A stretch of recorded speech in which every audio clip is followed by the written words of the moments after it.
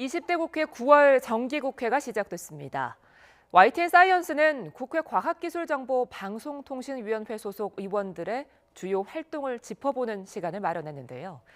오늘은 더불어민주당 박광온 의원에게 가짜뉴스 유통 방지법에 대해 들어봅니다. 이성규 기자입니다.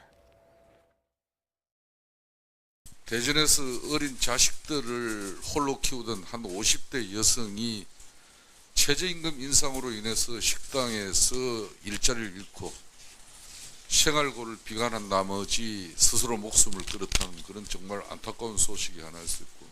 존경하는 의원님께서 하신 그 대전의 그 아주머니 최저임금 자살 그 기사도 지금 가짜 뉴스로 판명이 난 상태거든요. 국회에까지 등장한 이른바 가짜뉴스 논란. 해당 언론사는 문제의 기사에 대해 일부 사실이 다를 뿐 가짜뉴스는 아니라고 밝혔지만 의혹은 쉽게 가시지 않았습니다. 사실과 다른 정보를 확산시키는 가짜뉴스가 포털 사이트와 SNS 등에 범람하면서 관련 업체들은 자구책을 마련했습니다.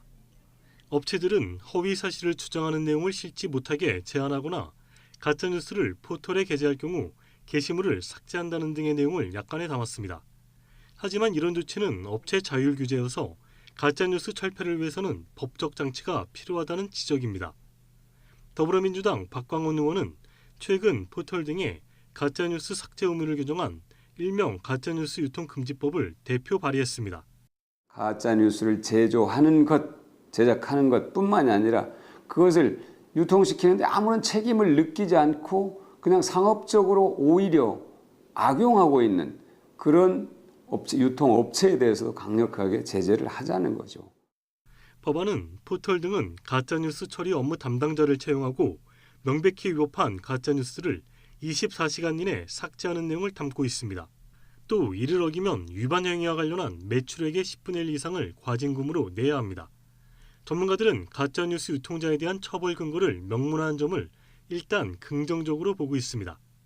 하지만 표현의 자유를 침해할 가능성에 대해 법안 심의 과정에서 심도 있는 논의가 필요하다고 지적했습니다. 다만 일각의 전문가들이나 또 우리 언론 시민사회단체에서 주장하는 것처럼 자칫 잘못하면은 지금 현재 가짜 뉴스에 대한 어떤 개념이 모호하거나 규정이 불명확하기 때문에 이런 걸로 인해서 우리 헌법상의 표현의 자유가 침해될 소지가 있고. 지난 2016년 미국 대선 이후 전 세계적인 문제로 떠오른 가짜 뉴스. 법적 규제를 통해 투명하고 공정한 뉴스 유통 생태계가 마련될지 주목됩니다. YTN 사이언스 이성규입니다.